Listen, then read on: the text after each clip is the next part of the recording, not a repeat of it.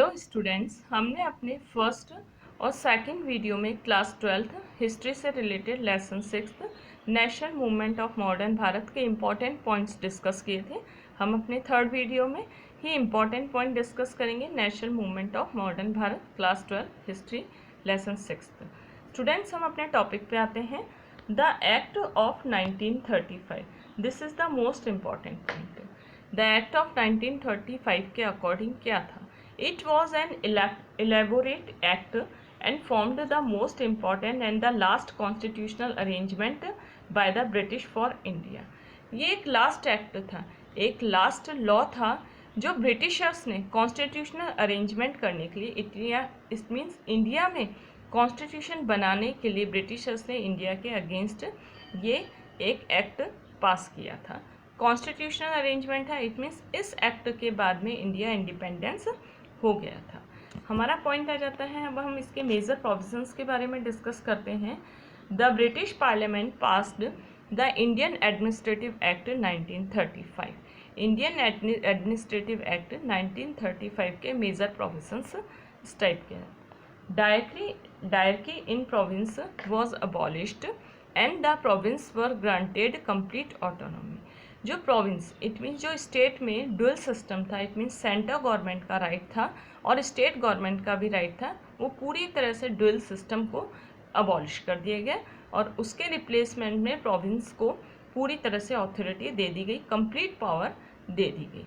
बायकैमरल, second point पे आते हैं। Bicameral legislature were provinced in 6 provisions of Bengal. 6 provisions it means 6 province में, it means 6 area 6 states में bicameral legislature start की गई। 6 एरियाज थे Bengal, Madras, Bombay, central province, Assam, Bihar. Upper house was called legislative council. जो इन प्रोविंस में इट मीन जिन प्रोविंस में बायकैमरल लेजिस्लेचर स्टार्ट किया गया, इट मीन्स लेजिस्लेटिव असेंबली और लेजिस्लेटिव काउंसिल स्टार्ट की गई, वहाँ पे अपर हाउस को लेजिस्लेटिव काउंसिल कहा जाता था और लोअर हाउस को लेजिस्लेटिव असेंबली कहा जाता था। नेक्स्ट थर्ड पॉइंट पे आते हैं। 1935 के एक्ट के according an all India federation was proposed to include Indian province and the princely state. एक फेडरेशन बनाया गया इंडिया का, जिसमें इंडियन प्रोविंस को भी इंक्लूड किया गया प्लस प्रिंसली स्टेट्स को भी इंक्लूड किया गया। नेक्स्ट पॉइंट है dyarchy in the centre was introduced. Province it means state में से तो dyarchy it means drill system को बंद कर दिया गया, अबॉलिश कर दिया गया, लेकिन सेंट्रल लेवल पे डायरकी सिस्टम ड्रिल सिस्टम को स्टार्ट किया गया। और फिफ्थ पॉइंट पे है all subjects were divided into 3 list. Central level और स्टेट लेवल पे सारे सब्जेक्ट्स को डिवाइड कर दिया गया 3 लिस्ट में। Central list, provincial list it mean state list और कॉन्फ्रेंस लिस्ट। इन तीनों ही सब लिस्ट में अलग अलग सब्जेक्ट्स का डिवीज़न कर दिया गया। A federal court was establish and the some its decision should be challenged in the privy council in England. Federal court को एस्टेब्लिश किया गया 1935 के एक्ट के according. Some of its decision it mean federal court के जो decision थे could be challenged in privy council in India. ये सारे डिसीजन, कुछ डिसीजन फेडरल कोर्ट के इंग्लैंड की प्रीवी काउंसिल लेती थी। प्रीवी काउंसिल मतलब होता है जिन्हें स्पेशल राइट्स मिले हुए होते हैं। नेक्स्ट 7 पॉइंट पे आ जाते हैं। The India council establish under the act of 1858। 1858 में इंडिया की जो मेंबर्स की काउंसिल इस्टेब्लिश की गई थी उसे अबॉलिश कर दिया गया 1935 के एक्ट के अकॉर्डिंग। और दूसरी तरफ से रिप्लेसमेंट पे क्या किया गया, advisers were appointed to secretary to the state. State के जो सेक्रेटरीज थे उनके एडवाइस के लिए अलग से ऑफिसर्स अपॉइंट किए गए। 8 पॉइंट आ जाता है हमारा separate communal electoral was extended. Communal electoral system it mean communal basis पे रिजर्वेशन दिया गया और अनटचेबल्स को भी रिजर्वेशन दिया गया। पहले मुस्लिम्स, क्रिश्चियंस वगैरह को ही रिजर्वेशन दिया गया था, लेकिन अब अनटचेबल्स को भी रिजर्वेशन दिया गया। 9th पॉइंट है a central bank known as reserve bank of India. Central bank it means 1935 के एक्ट के अकॉर्डिंग रिजर्व बैंक का फॉर्मेशन किया गया। 10th पॉइंट है हमारा a federal railway board. Federal railway board का एस्टेब्लिशमेंट किया गया to control and constant maintain and execution of railway, जो रेलवे का पूरी तरह से मेंटेन करेगा। नेक्स्ट 11th पॉइंट है हमारा Burma was separated from India. 1935 के एक्ट के अकॉर्डिंग बर्मा को इंडिया से सेपरेट कर दिया गया। 2 province of Sindh and Orissa were form, और इसके बजाय रिप्लेसमेंट में क्या किया, 2 प्रोविंस इट मीन्स 2 स्टेट का फॉर्मेशन किया गया, सिंध और उड़ीसा का। नेक्स्ट टॉपिक पे आते हैं हम लोग, a major part of this act. 1935 act का मेजर पार्ट था became a part of Indian constitution. इसमें इंडियन कॉन्स्टिट्यूशन का बेस रखा गया। All its provision expect on the one federal system was implemented. पूरी कंट्रीज़ में जो इसके प्रोविजंस थे उनको हटा दिया गया एंड 1 अप्रैल 1937 में पूरी कंट्री में फेडरल सिस्टम को इम्प्लीमेंट किया गया। सारे प्रोविंस को हटा के केवल एक ही प्रोविज़न इम्प्लीमेंट किया गया, वो प्रोविज़न था फेडरल सिस्टम को इम्प्लीमेंट करने का। बाकी 1935 में जितने भी प्रोविज़न थे उन्हें हटा दिया गया और फेडरल सिस्टम का इम्प्लीमेंट किया गया 1 अप्रैल 1937 को। नेक्स्ट पॉइंट आ जाता है हमारा अगस्त ऑफर। अगस्त ऑफर सबसे पहले स्टार्ट हुआ था, अगस्त ऑफर 8 अगस्त 1940 को स्टार्ट हुआ था।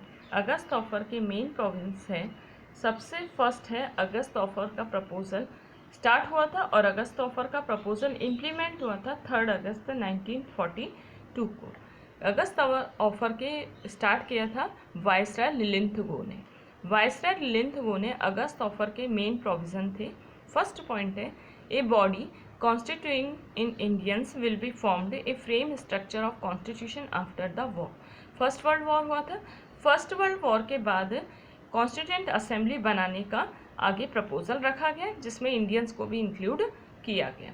फर्स्ट वर्ल्ड वॉर के बाद कॉन्स्टिट्यूशन स्ट्रक्चर को फ्रेम करने के लिए कॉन्स्टिट्यूएंट असेंबली बनाने का डिसीजन लिया गया। नेक्स्ट पॉइंट आ जाता है, executive council of viceroy will be extended to include more Indians. जो वायसराय की एग्जीक्यूटिव काउंसिल थी उसमें ज़्यादा से ज़्यादा इंडियंस को इंक्लूड किया गया। थर्ड पॉइंट आ जाता है, ये हम अगस्त ऑफर के बारे में डिस्कस कर रहे हैं।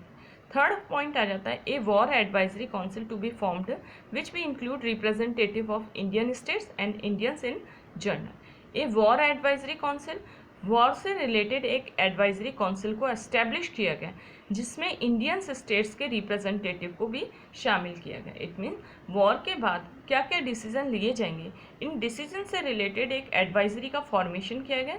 उस एडवाइजरी में इंडियन स्टेट्स के रिप्रेजेंटेटिव को भी शामिल किया गया।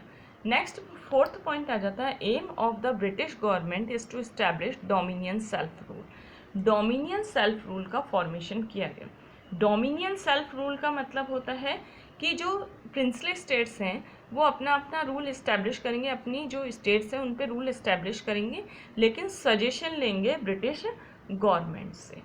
नेक्स्ट पॉइंट आ जाता है, government will take make any constitutional amendment without the approval of minorities. British government कोई भी डिसीजन लेगी कॉन्स्टिट्यूशन के अमेंडमेंट से रिलेटेड तो सबसे पहले उसे अप्रूवल लेना पड़ेगा, माइनॉरिटीज़ का अप्रूवल लेना पड़ेगा। नेक्स्ट पॉइंट आ जाता है अगस्त ऑफर से रिलेटेड। अब हम नेक्स्ट अगस्त ऑफर का हमारा ये यहीं फिनिश हो गया है स्टूडेंट्स। इन वीडियोस में इम्पॉर्टेंट पॉइंट्स पे डिस्कशन हो रहा है जो बोर्ड एग्जामिनेशन के अकॉर्डिंग इम्पॉर्टेंट है। हम अपने टॉपिक पे आते हैं। सबसे पहले इंडिविजुअल सत्याग्रह स्टार्ट हुआ था 17 अक्टूबर 1940 को इंडिविजुअल सत्याग्रह स्टार्ट हुआ था। इंडिविजुअल सत्याग्रह को हम पर्सनल सत्याग्रह भी कह सकते हैं प्लस व्यक्तिगत सत्याग्रह भी कह सकते हैं। इंडिविजुअल सत्याग्रह 17 अप्रैल को स्टार्ट हुआ था, पवनार में स्टार्ट हुआ था। पवनार कहाँ पे है, महाराष्ट्र में है। और किसने स्टार्ट किया था, फर्स्ट सत्याग्रही कौन थे, Vinoba Bhave was the first satyagrahi who was arrested. लेकिन उन्होंने गवर्नमेंट के अगेंस्ट स्पीच दी थी इसलिए उन्हें अरेस्ट कर लिया गया। और सेकेंड सत्याग्रही थे जवाहरलाल नेहरू। नेक्स्ट पॉइंट आ जाता है हमारा क्रिप्स मिशन। क्रिप्स मिशन सबसे पहले 1942 में क्रिप्स मिशन का फॉर्मेशन हुआ था। क्रिप्स मिशन के 1942 में फॉर्मेशन हुआ था। British send Cripps mission to India, लेकिन ब्रिटिशर्स ने क्रिप्स मिशन को इंडिया में भेजा था 22 मार्च 1942 को भेजा था। किसकी चेयरमैनशिप में भेजा था, स्टेफर्ड क्रिप्स के चेयरमैनशिप में भेजा था। It mean Cripps mission India में 22 मार्च 1942 को आया था और स्टेफर्ड क्रिप्स की चेयरमैनशिप में आया था। फर्स्ट पॉइंट है क्रिप्स मिशन के मेजर प्रोविजंस क्या क्या थे। Bharat to be given the status of dominion self rule, it means dominion self rule का फॉर्मेशन किया गया इंडिया में after the world war first.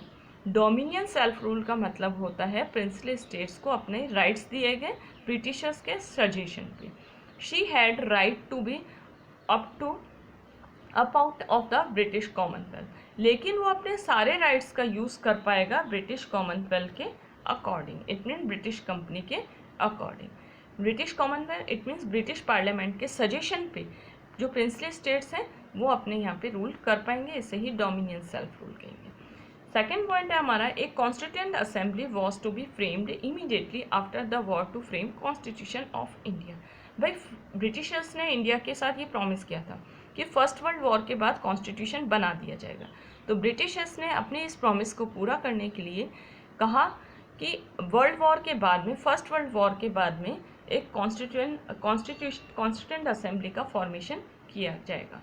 ये क्रिप्स मिशन का मेन प्रपोजल था, डोमिनियन सेल्फ रूल और कॉन्स्टिट्यूशन असेंबली का फॉर्मेशन। फिर नेक्स्ट पॉइंट है, if any princely state disagree with the new constitution, अगर कोई भी प्रिंसली स्टेट डिसएग्री होता है नए कॉन्स्टिट्यूशन से, तो it will have the right to keep status quo. Status quo का मतलब होता है कि वो अपना इंडिपेंडेंटली स्टेटस बना सकते हैं, इसलिए इंडिपेंडेंटली रह सकते हैं। अगर कोई प्रिंसली स्टेट कॉन्स्टिट्यूशन में शामिल नहीं होना चाहे, इंक्लूड नहीं होना चाहे, तो वो अपना इंडिपेंडेंट स्टेटस बनाए रख सकता है और अपने आप को अलग कर सकता है इंडियन फेडरेशन से। नेक्स्ट पॉइंट है, अब हम पॉइंट्स के अलावा इसके कंक्लूजन पे आ जाते हैं क्रिप्स मिशन के। The mission didn't transfer any real power to Indian, लेकिन क्या था कि जो मिशन था क्रिप्स मिशन, उसने कोई भी पावर्स को ट्रांसफ़र नहीं किया इंडियंस को कोई भी पावर नहीं दी। इसलिए गांधी जी ने क्रिप्स मिशन को पोस्ट डेटेड चेक कहा है। क्यों गांधी जी ने इस मिशन को, क्रिप्स मिशन को पोस्ट डेटेड चेक इसलिए कहा है क्योंकि ब्रिटिशर्स ने कोई भी इंडियंस के डिमांड्स को पूरा नहीं किया था। फिर नेक्स्ट पॉइंट आ जाता है हमारा,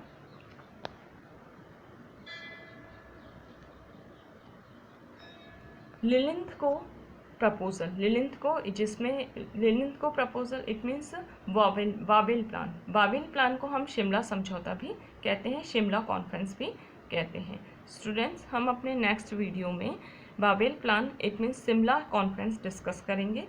next video Wavell plan Shimla conference.